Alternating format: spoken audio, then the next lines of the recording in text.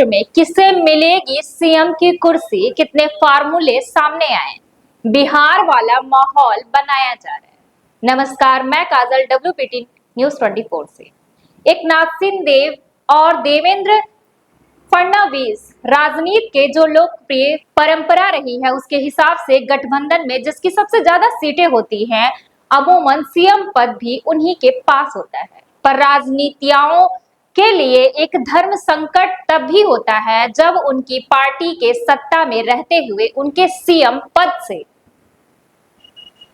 हटने की स्थिति बनती है। महाराष्ट्र में विधानसभा चुनाव के परिणाम आने के बाद मुख्यमंत्री पद पर सस्पेंस बना हुआ है। कई स्टेक होल्डर्स दिल्ली में डेरा जमाए हुए हैं। इस मामले को लेकर सस्पेंस इसलिए है कि चुनाव में भाजपा सबसे अधिक सीटें पाई है। भाजपा के नेतृत्व वाली महायुति की इस बात की चर्चा है कि राज्य का अगला मुख्यमंत्री बीजेपी से होगा या शिवसेना से होगा। नीचे करो। एकनाथ शिंदे से चुनाव से पहले राज्य में शिवसेना के एकनाथ शिंदे मुख्यमंत्री थे।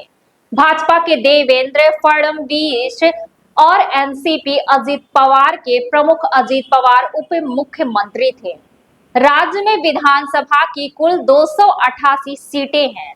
सरकार बनाने के लिए 145 सीटों की जरूरत है। इस चुनाव में भाजपा को अकेले 132 सीटों पर जीत मिली है।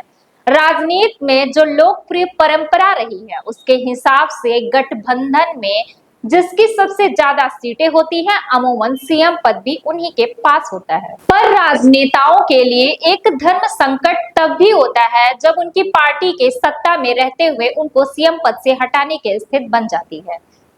ऐसी एक स्थिति में भाजपा ने बिहार के एक अपवाद पेश किया है। वर्तमान में बिहार में नीतीश कुमार की पार्टी जदयू के पास भाजपा के काफी कम सीटें हैं। इसके बावजूद नीतीश कुमार वहां मुख्यमंत्री बने हुए हैं। महाराष्ट्र विधानसभा चुनाव में भाजपा 132 सीटों के साथ अकेले सरकार तो नहीं बना सकती, लेकिन इसके लिए एकनाथ शिंदे की पार्टी की भी उतनी ज्यादा जरूरत नहीं है।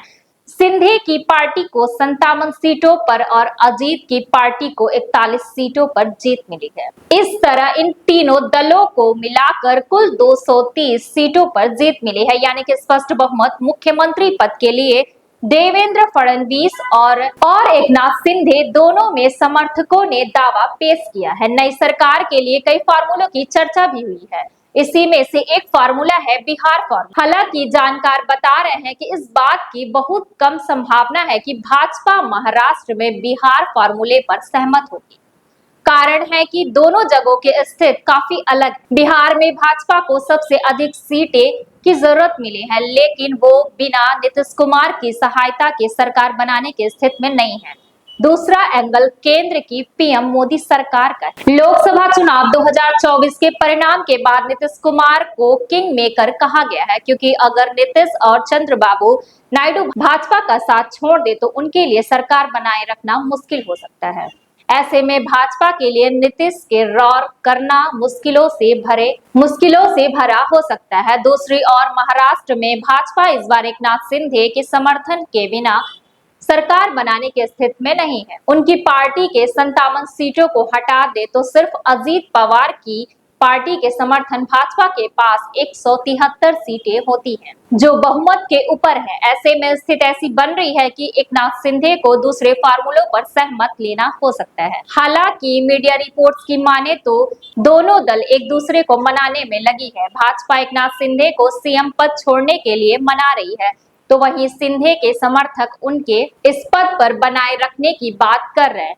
इस बीच एक रिपोर्ट के मुताबिक जो एक दूसरे को फार्मूला सामने आया है उसके अनुसार एकनाथ शिंदे को कैबिनेट मंत्री का पद ऑफर किया गया है और इसके बदले उनके बेटे श्रीकांत शिंदे को उप मुख्यमंत्री का पद दिया जाएगा। साथ ही अजित पवार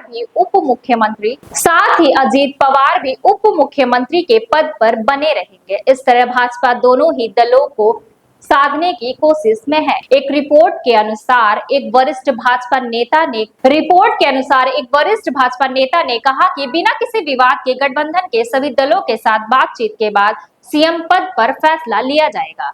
महाराष्ट्र भाजपा के अध्यक्ष चंद्रशेखर बावनकुले ने कहा कि इसका फैसला भाजपा इसका आला कमान करेगी। वहीं एकनाथ शिंदे एक पार्टी एक नेता ने कहा कि महायुति गठबंधन ने एकनाथ शिंदे के नेतृत्व में चुनाव लड़ा और ऐतिहासिक जीत मिली, इसलिए उन्हें मुख्यमंत्री पद मिलना चाहिए। सिंधे गुट के नेता दीप केसरकर ने कहा कि प्रधानमंत्री नरेंद्र मोदी और गृह मंत्री अमित शाह का फैसला सिंधे को मान्य होगा।